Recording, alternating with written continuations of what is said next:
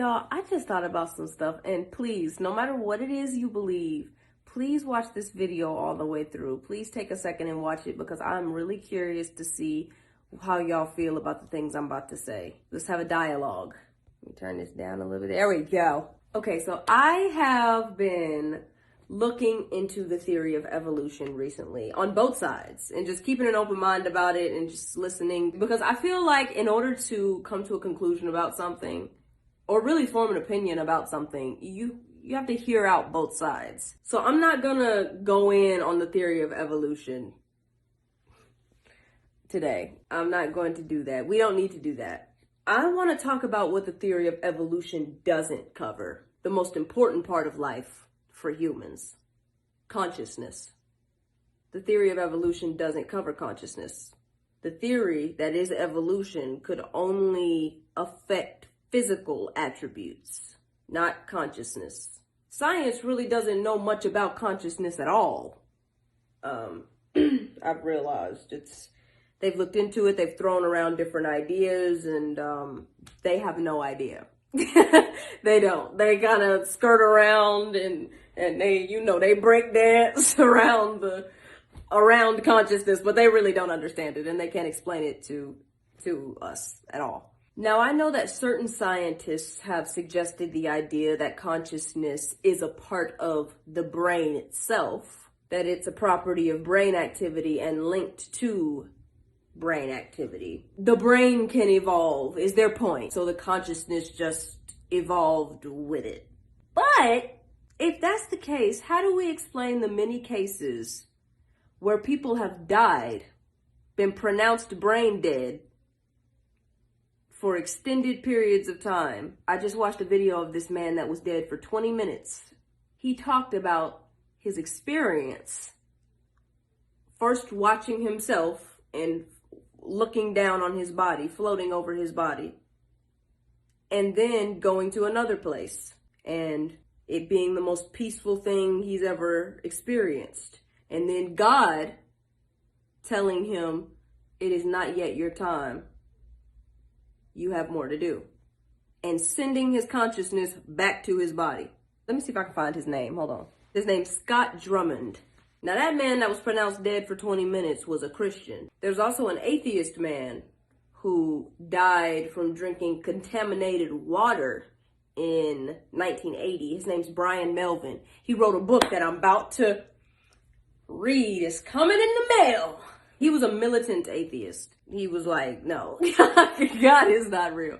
But he died, and he spoke of an experience of similarly, was laying on the floor 1 minute in pain and then was looking down at his body the next. And he wore glasses. He was nearsighted, but he realized that he didn't have his glasses on and he could see clearly across the room.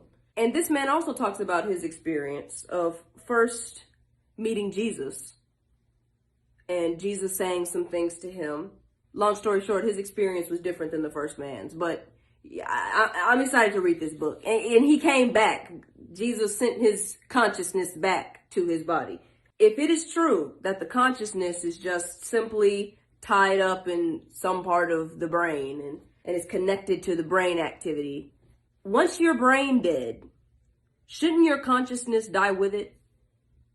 Your consciousness shouldn't be acting as like a separate entity to where it leaves your body, your physical body, but then comes back to it with no cause. You've been pronounced dead at this point. Nobody's messing with you. They've put a letter on your chest. It's done. And all of a sudden you come back to your body, like what happened with the first man, with Scott. That wouldn't be possible if the consciousness is tied up in the brain itself. Once you're brain dead, your consciousness would be gone as well. But many cases have shown that that's not the case. A lot of people have been pronounced brain dead for, extended periods of time. And then their consciousness comes back to their bodies and they live out the rest of their life. So we know that consciousness is separate from our brains, our flesh and bone organs. It's something else that evolution doesn't know anything about, can't explain to you, doesn't cover.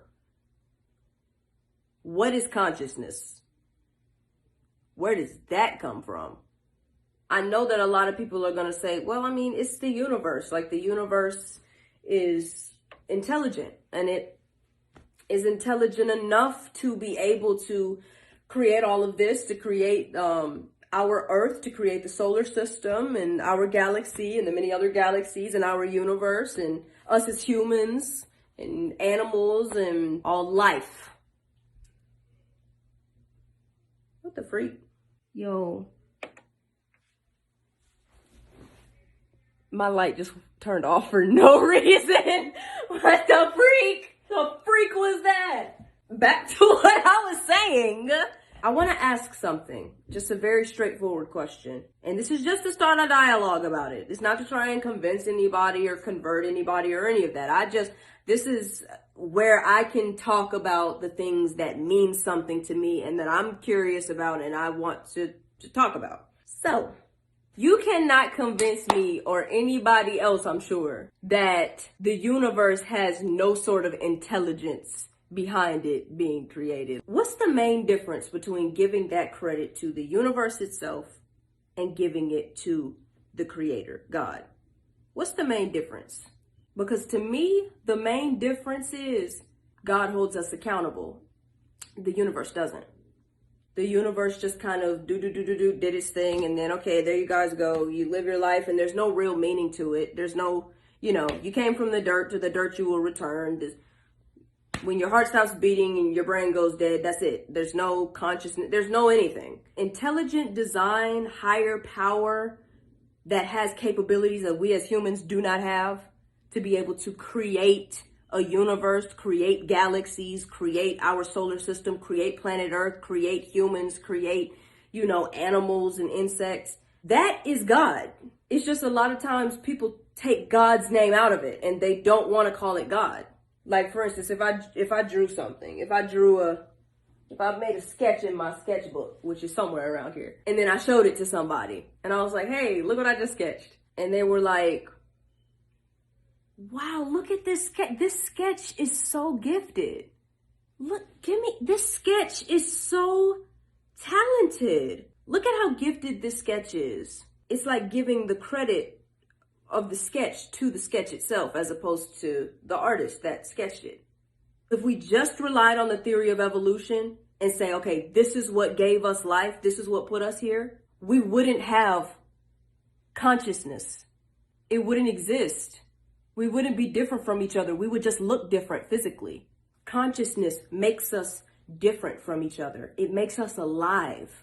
We can never say that we aren't alive, that we can't feel things. We feel love. We feel anger. We feel sadness and depression or anxiety. We feel happiness, excitement, surprise. Some of us like yellow more than purple. R&B more than pop.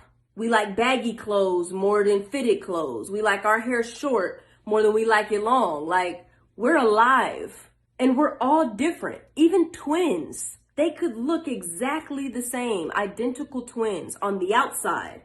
But are they the same?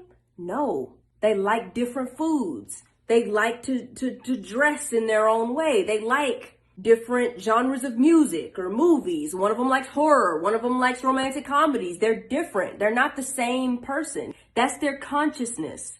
It takes time to handcraft us so that we are all different from each other. So that we're not, like evolution would tell us, lifeless zombies just walking around. You can't tell me that an accident did that. That takes love. It's not just our physical being, our physical attributes that make us human. That's the least important part. Consciousness. That is the most important part of life.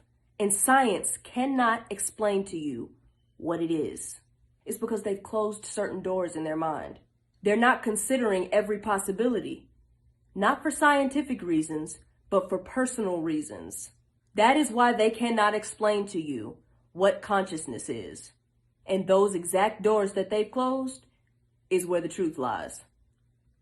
So with those doors closed, they're never going to find the truth. Consciousness is spiritual. We got to start asking ourselves what that means. Just some food for thought. Love y'all.